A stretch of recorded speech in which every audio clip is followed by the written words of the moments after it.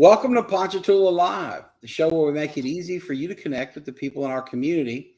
And I'm here after a long spring break. We took a couple weeks off for Easter, so I hope that you are coming back to this show, my viewers, as rested and happy as I am, having spent time with your family like I have with mine. Today, we got a fantastic guest.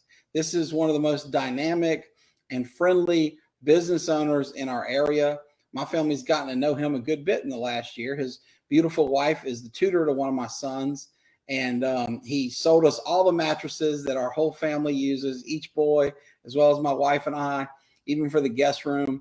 And everybody's sleeping a lot better since Frank Osgood came into our life through his wonderful company, Box Drop. So with no further ado, I bring our guest today, Frank Osgood. Frank, welcome to the show. Hey, welcome to be here. Thank you for coming. Why don't we kick things off? Just tell us a little bit about yourself.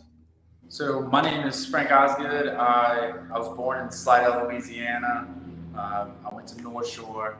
Ultimately, I ended up going to Southeastern and graduating with a business management degree. And now I live in Hammond. Within the same year that I graduated college, I married my wife and started my business. So, wow, what a year. Wow, that's amazing. So graduate Southeastern, marry Faith, start Box Drop all in 1 year. Interested to hear about all that. We're going to ask you about all three big areas of your life. But I love to hear that you're from Slidell. This a little breaking news, kind of a little not so well kept secret around our office is that we are opening an office, or have opened an office in Slidell. We haven't done a grand opening or anything, but so it's led me into your home community from your childhood. And of course, I've, like everybody around here, I've had tons of friends from the Slidell area, but I've actually been spending some of my days over there. And it's interesting. It's not far away, but it's a different world, so to speak. So having spent so much of your life there, now living, working, over here, having gone to school in both places, what can you kind of tell us about the difference between that community and this one? I would say they're similar as far as the community wants to help out and be there. They have all types of great things to do in both communities. But Slidell has grown leaps and bounds since I was there. It's been 6 years now. But they've grown a lot, and so has Ponchatoula and the Hammond area. So, but yeah, I mean, they resemble each other a lot as far as just the community being there. So, well, they both have a Middendorf's, and that happened a few years ago. And now they're both going to have Parker Layrisson law firm. Yes. And my Hammond-based attorney who's going to man that office, Leon Christ, he's temporarily on the injured reserve for us, recovering from a medical break, and had a little surgery. And but we'll be up and running over there, so I'll keep you posted. So tell us about your Southeastern years. You decided to move over this way. How did you find Southeastern, and how did you like it once you got here? Yeah, so Southeastern, I started at Delgado in Slidell, and I transferred all my credits to Southeastern. But Southeastern, more than anything, the professors there actually really do care about you. They're willing to stay after class, answer any questions. The classes aren't as big as some of these other universities, right? Like LSU, which is really nice whenever you're trying to learn. But more than anything, the professors, they did care. They knew who you were. They were always there to help in any way, not just learning. So yeah, Southeastern was a huge influence in my life. It's one of the reasons that I was able to start my business. Right. Well, let's talk about business specifically and business education. Obviously, you hit the ground running. I mean, as you mentioned, you started your own business within a year of graduating college. But did you know going into school that you wanted to be an entrepreneur, a businessman? Did it take a while? Were you like me, where you didn't find a major until your junior year? What was your educational experience like on your route to finding your career in business? So I'm a first generation college student, and my dad he told me I need to go get a business degree. Good advice. So I ultimately just started going to college for business. I didn't know that one day it would lead into me actually running a business. I wanted to get a degree, and my dad told me to go get a business degree, and ultimately. My senior year, one of my professors was very just gung ho about people wanting to start their business. It was an entrepreneur class, and he just made. And who was that professor? Do you remember who he was? I'm not good with names. Sorry to put you on the spot. That's okay. So it's an entrepreneur class. It sounds like.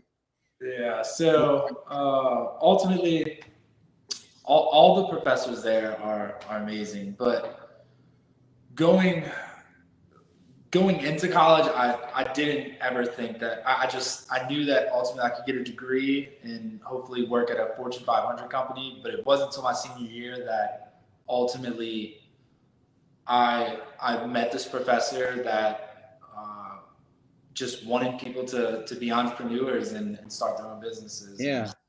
Well, it sounds like he believed in you. You know, he kind of knew you had the right stuff, or he wouldn't have probably been encouraging you on that path. And here we are 6 years later, or however many years later, it's that seems like the right way to go. You seem well suited to it. You seem happy with it. So, when you're there, what kind of jobs did you have when you were in school? I always get a kick out of this because looking back to like high school jobs, I worked all through high school working at Hi-Ho. Then I worked at this engineering company in college. What did you do, and did it prepare you well for what you're doing now? Yeah. So ultimately, I started a bunny bread route whenever I was in high school. I didn't start a bunny bread. I just Oh wow! So that's in high school, you said? Yeah, I didn't start a bunny bread route. I said that wrong, but but you ran one, so that's impressive. That's real responsibility. Yep, and then look, take it from a guy who worked at Hi-Ho for 4 years that was the recipient of that bread, right? Like you got to get the bread there on time. That's important. I mean, you can't. It's not like being a kid who's cooking fries and can call in sick and blow off work. That's important stuff. Yeah, the job that really led me into being able to run the business I do now was selling cars. Oh, cool. Where did you do that? I did it at Hyundai of Slidell. I did that for 3 years, and while I was waiting for a customer, I would be able to study. So it worked out really good. Being normally at a dealership, you have to be there 60 hours a week, which a lot of my professors did not like that I was working 60 hours a week. I bet. But it helped me to learn sales, to learn how to meet people, and learn how to keep up with customer relations, and just it helps a lot. Yeah, and I can hear that, because sales is one of those things. The academic part's important, and I got to say that my wife, one of her dear best friends in the world, Dr. April Kemp, teaches sales at Southeastern. They've got a great program there. So I'm not in any way diminishing that great classroom instruction that's important to it. But there's also it's this human, no matter what you're selling, and we're all selling something really, no matter what we're doing, right? But there's the human element to it that you can only really get out there in the field where you're sitting there, whether it's car buyers, you're sitting with soccer moms and seeing what do they want out of an SUV, what do they need. It's not about reading a book about whether the third seat's good or not. It's about what does she need to take the kids to school and practice and get to work. And or whether you're a law firm like me and you're dealing with real people with real problems. So it sounds like that was a good place to start. And of course that's a really big, well-run company that's probably had tons of instruction in sales. I mean, did they train y'all well? Yeah, they trained us really well. One of the biggest things that the owner there, Mike Stedham, he always just said, just make a friend, and and still to this day, when somebody comes into the store and they're buying a mattress, I try to be their friend and find out as a friend what I can do to help them. So yeah, I think his advice about just make a friend and everything else kind of falls in place. I can't hear you. I can't hear you.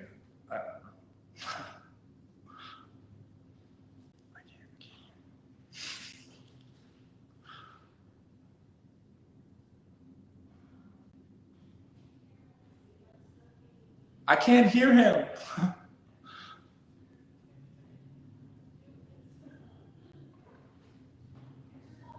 Danny.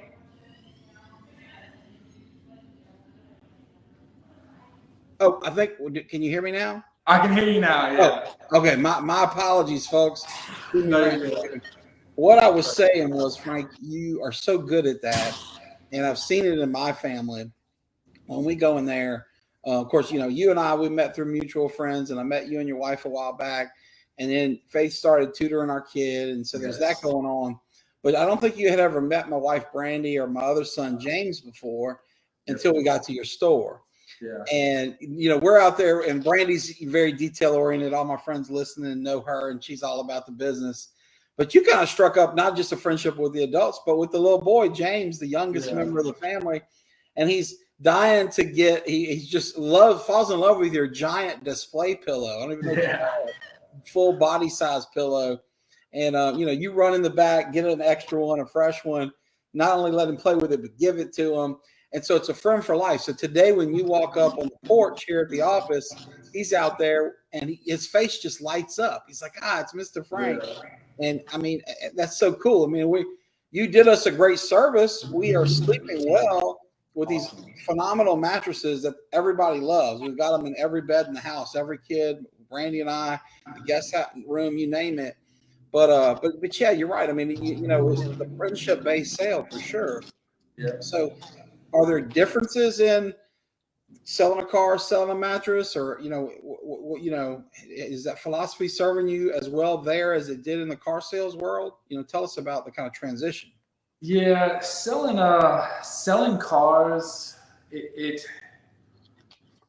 mattresses and cars are both big parts of our lives. So we're in cars multiple days, multiple hours a day, and we sleep on mattresses, hopefully, if we're lucky, 8 hours. But so they're both really big purchases in our lives. But a car, financially, it's a lot more. People, whenever they get in their car in the morning, they want to be excited about the car they're getting in. So people normally are a lot more picky, and they want exactly what they want whenever they're buying a car.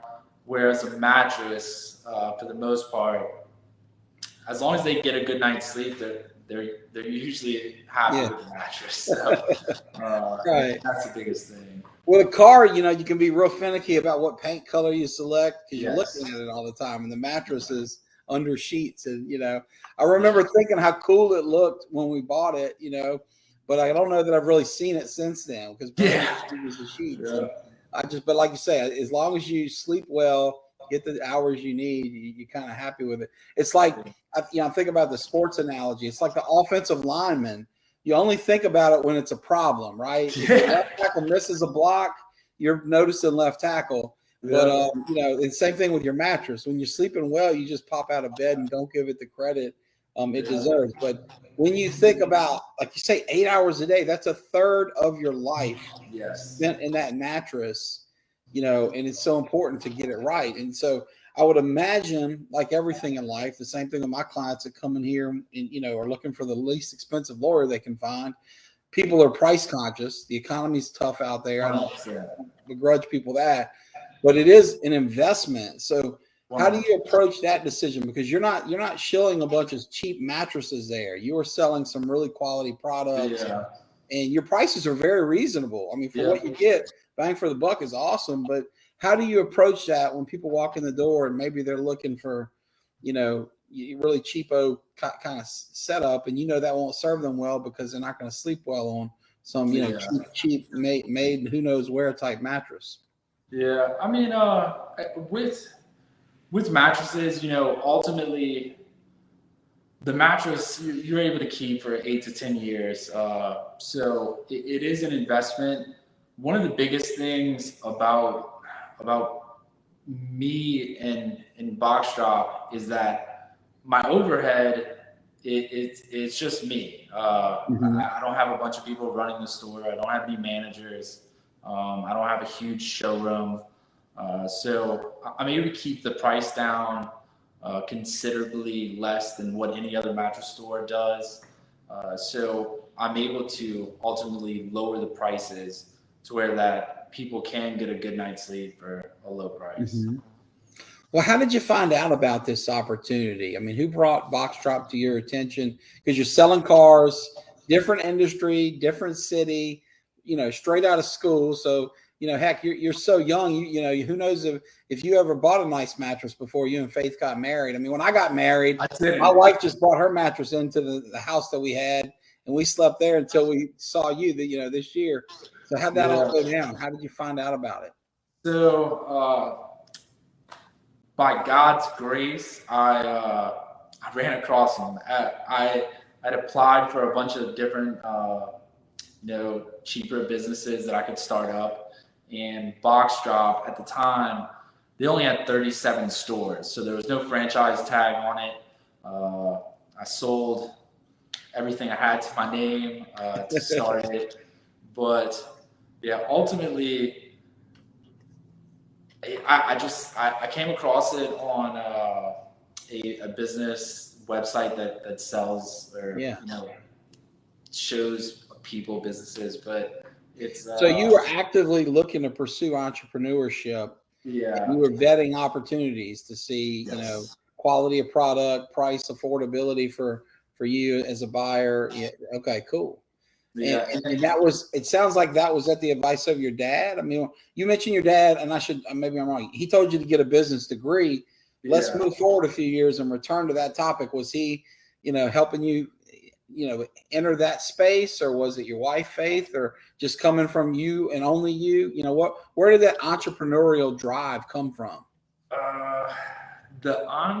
So that all came from my senior year. I took and I should remember his name. Professor, I took one entrepreneurial class my senior year, and that professor just sparked, whatever it was in me to want to open up my own business.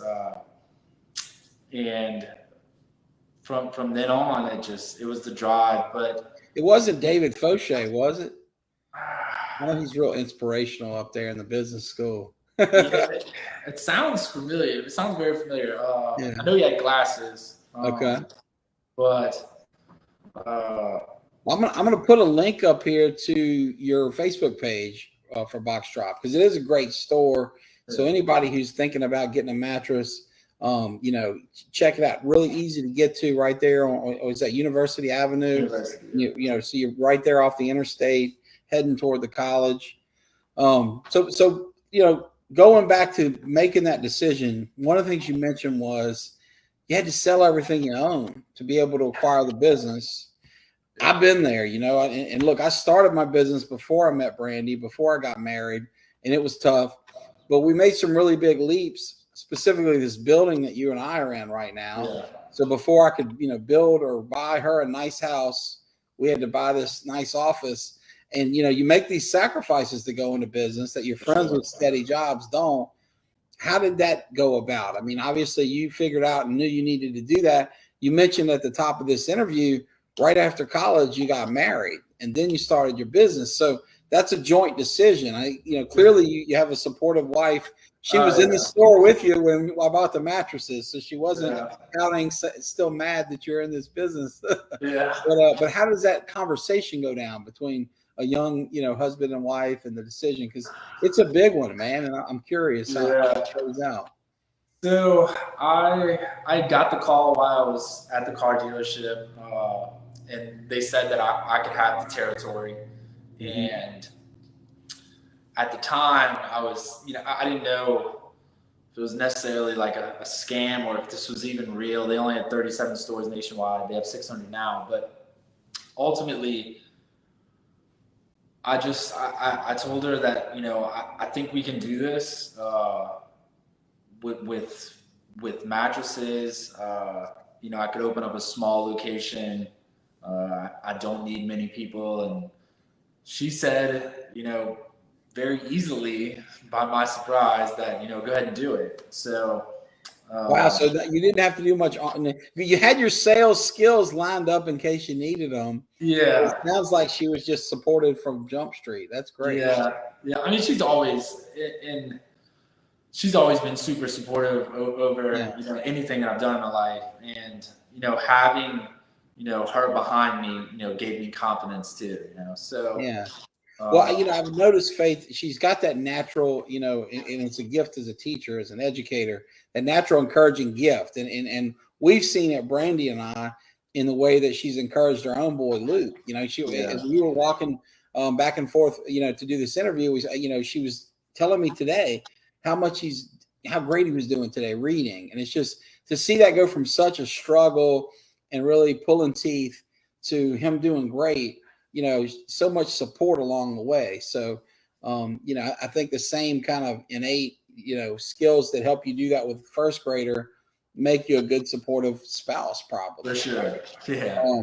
So why don't we back up a little bit, if you will, because we've talked, and this is my fault for not really properly introducing Faith, but tell us about your wife, Faith Osgood. She's a teacher at Lancaster in St. Tammany, right? Yeah. And so I've kind of, jumped into how she fits into our life here in Ponchatoula, but tell us about Faith and how y'all met and how you got from there to today. Yeah. So I had met Faith from Southeastern, whenever we were both going to school. We both ended up graduating at the same time. It took me 6 years. It took her 4. But very common husband and wife story. That's funny, but it's never the wife that goes 6 and the husband that goes 4. And you still, even with your 6, you still did it in half the time my brother Bree did. He'll probably beat me up after this for sharing that. But some go much longer than 6, so don't feel bad about that. Yeah. But she's an awesome teacher. I think one of the things that I've learned from her is really her passion. She gets up every day and she's excited to go to school and see these kids and teach them.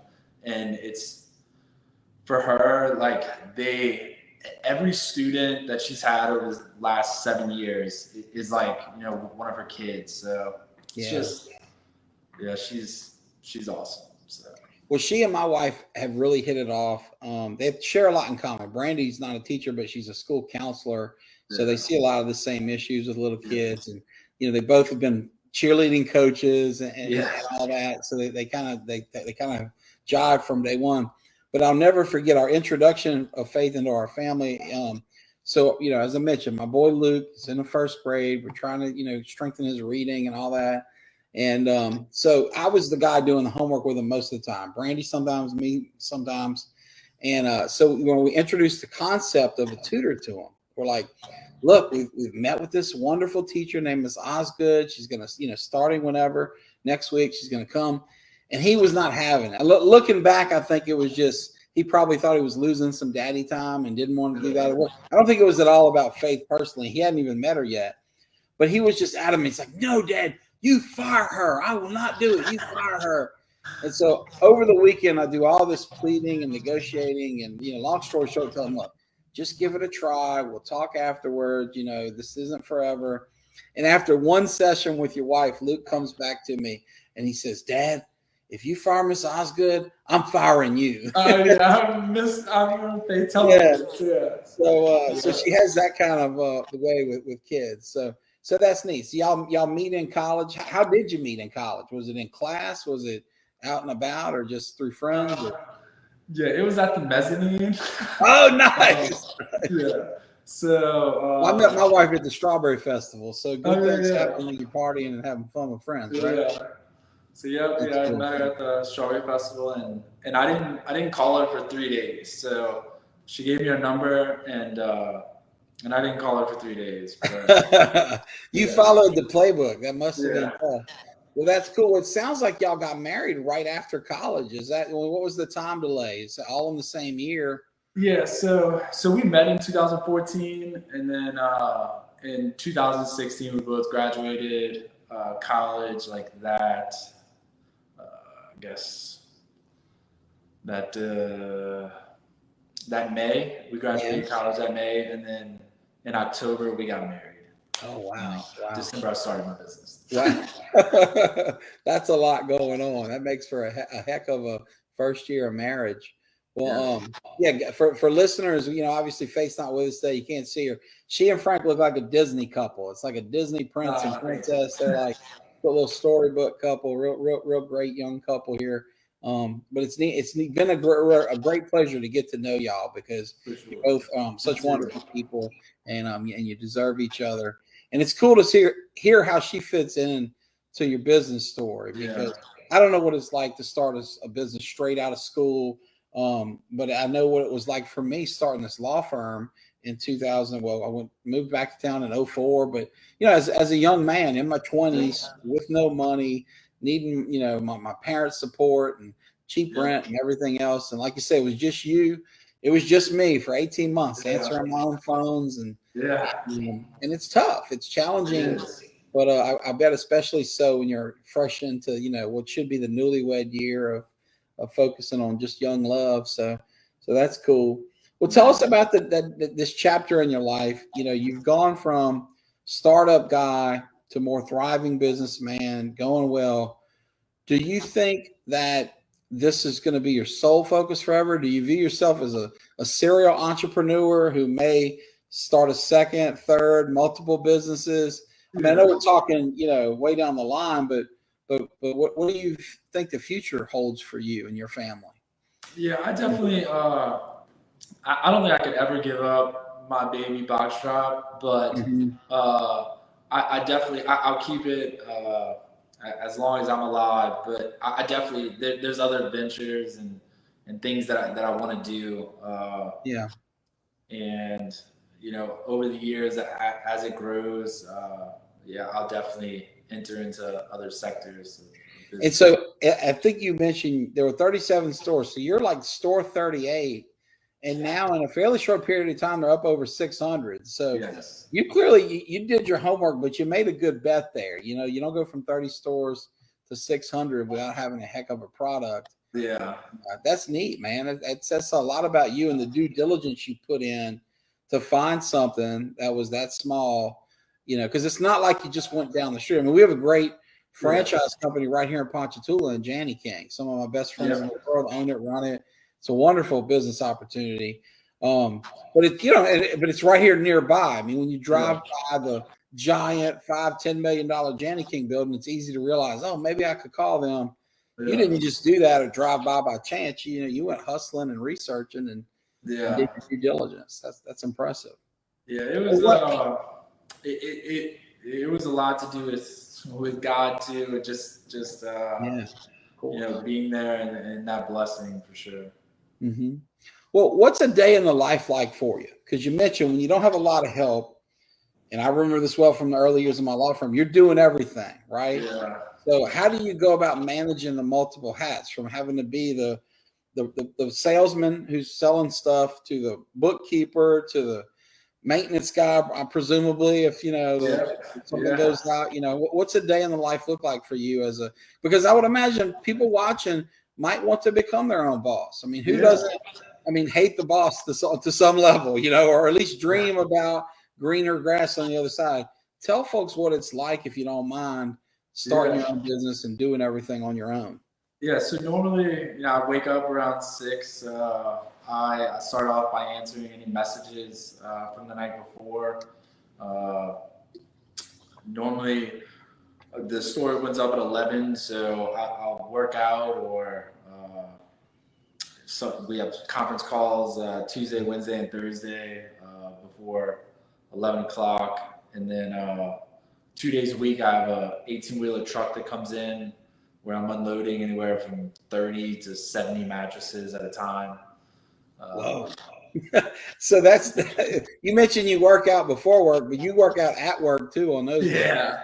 Yeah. It's yeah, the mattresses are pretty heavy, but I have a dolly that helps out a lot. That got me. So that's my wheels for my mattresses. But uh, the one of the hardest parts about my daily routine is really keeping up with the accounting, I bet. and sweeping and keeping the store clean is definitely a daily task. So I do have a small little robot that does clean, but multiple. I have to mop the floors, clean the toilets, clean the windows. But Well, look, I can relate. This is gross, so I won't go into too much detail.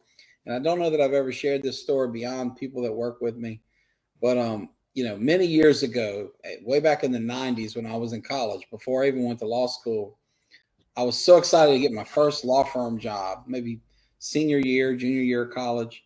And I show up first day, and this law office, which was located in downtown New Orleans on St. Charles Avenue, had kind of a stoop.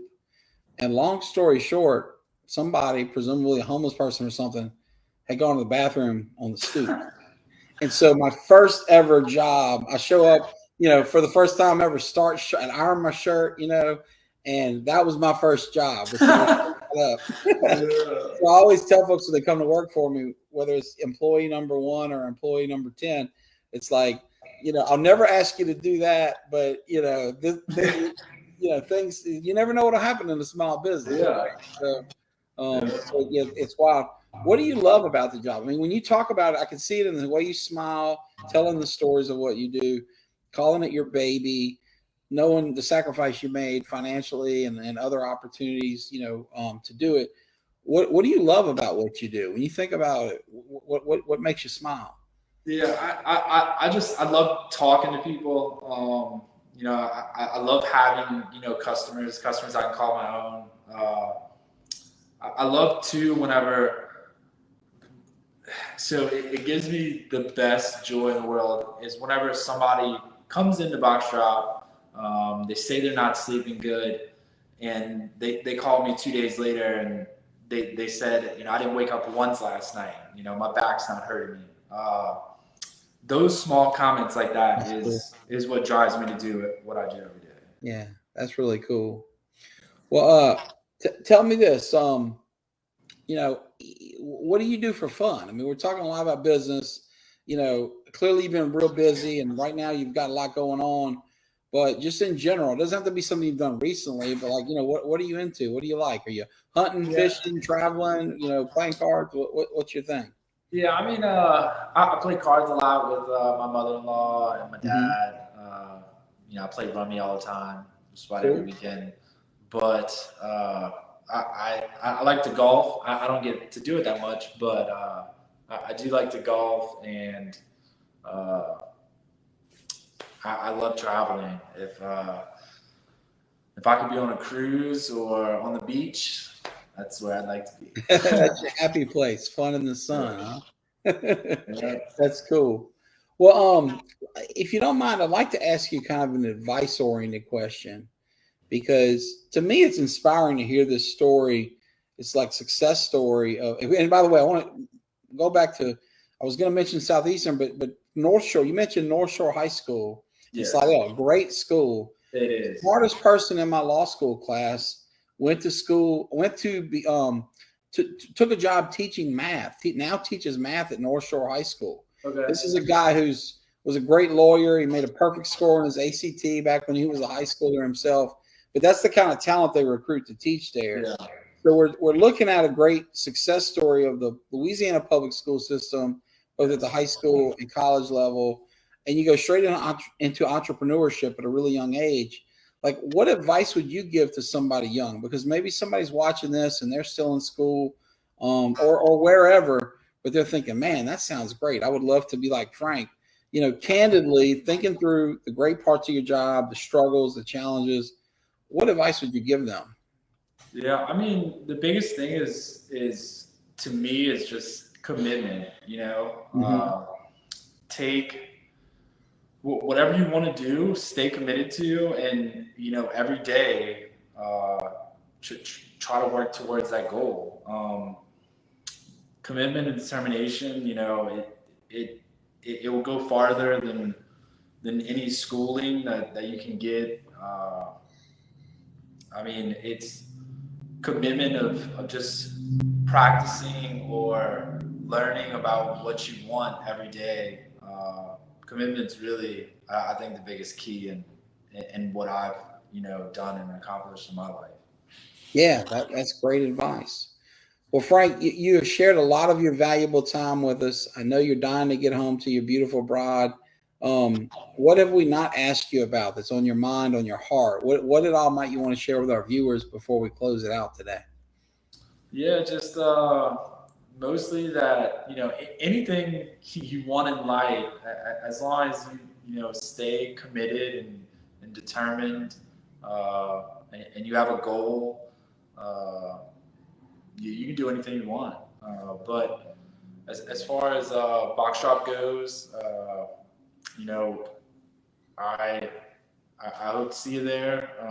If you have any problems sleeping or anything to do with the mattress, just let me know. Well, this is not a paid endorsement. This is just a happy customer testimonial. But Brandy, Parker, Luke, and James Layrisson are big fans of Box Drop and of Frank and the mattresses that he sells. So once again, I put up the link here in the notes to their Facebook page, as well as their address, 14306 West University, right there in Hammond. The phone number's there. Feel free to call ahead. As Frank says, I think they open at 11 o'clock. And anyway, it's been a real pleasure to have you on the show. To our viewers, thank you for sticking with us and being back. To Frank, thank you for sharing your time. And we will be back here with Ponchatoula Live next week. Take care, everybody. Bye.